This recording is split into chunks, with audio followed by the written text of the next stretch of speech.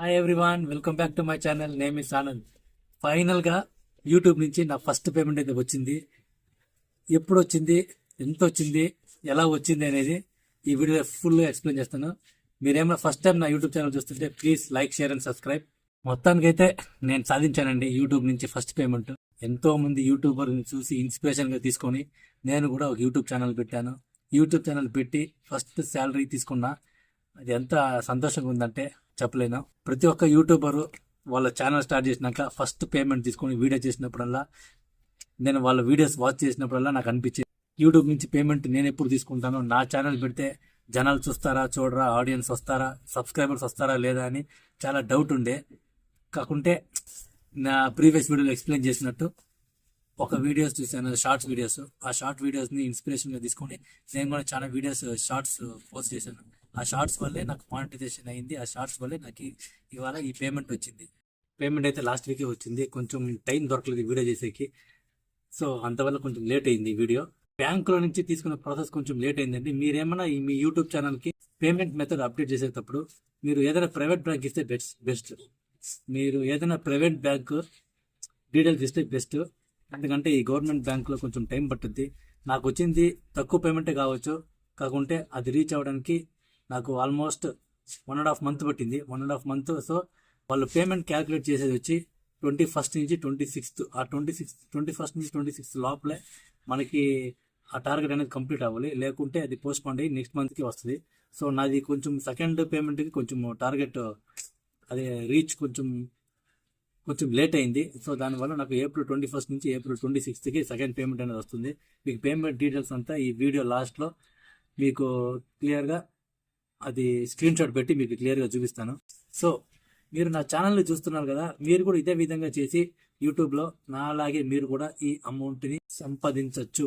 మీరు సంపాదించాలంటే ఏం లేదు, నా యూట్యూబ్ ఛానల్ని క్లియర్గా ఫాలో అవ్వండి. నా ఛానల్కి వెళ్ళి నా వీడియోస్ చూడండి.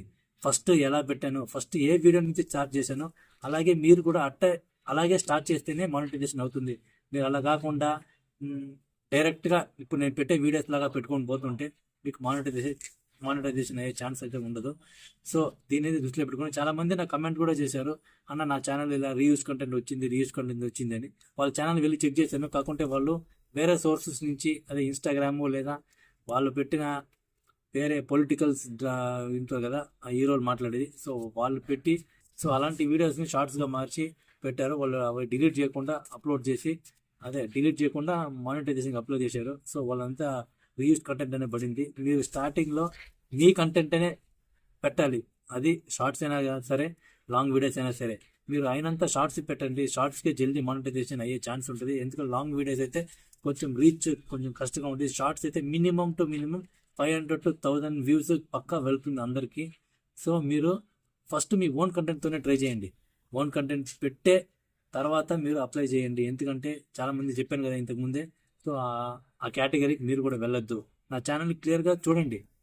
చూసి మీకు ఒక ఐడియా వస్తుంది, స్టార్టింగ్ వీడియో ఇలా చేశాడా, సో ఇలా అప్లోడ్ చేసుకుని వచ్చి సో తర్వాత ఇలా షిఫ్ట్ అయ్యాడు అనే పాయింట్ మీకు క్లియర్గా అర్థమవుతుంది. సో అలా చేసి మీరు కూడా మొత్తం యూట్యూబ్ నుంచి పేమెంట్ సంపాదించవచ్చు. సబ్స్క్రైబర్స్ వచ్చినాక మనం రీచ్ పెంచుకోవచ్చు. సో దీని గురించి కూడా వీడియో చేశాను, అవన్నీ మీరు చూడండి.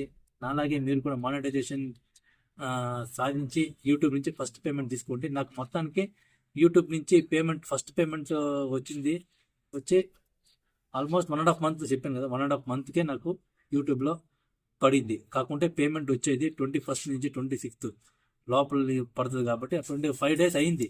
5 days అయిన తర్వాత కూడా నేను బ్యాంక్ వెళ్ళాను. బ్యాంక్ వెళ్తే అక్కడ కొంచెం చెక్ చేశారు. ఆ శివరాత్రి అనే మూమెంట్ ఉంది కదా, ఆ శివరాత్రికి సో బుధవారం లీవ్ పడింది, సాటర్డే కూడా ఉండదు. సో ఇలా నాకు 1.5 week అయితే పట్టింది. సో మొత్తానికి బ్యాంక్ దగ్గరికి 3-4 times వెళ్ళాను. వాళ్ళ ఫోటో తట్టుకోలేక వాడు బ్యాంక్ ఈ యుఎస్ వీటికి సంబంధించిన దానికి ఫోన్ చేసి నాకు క్లారిటీ ఇస్తే 2 daysలో వస్తుందని చెప్పింది. నెక్స్ట్ డే నాకు పడింది.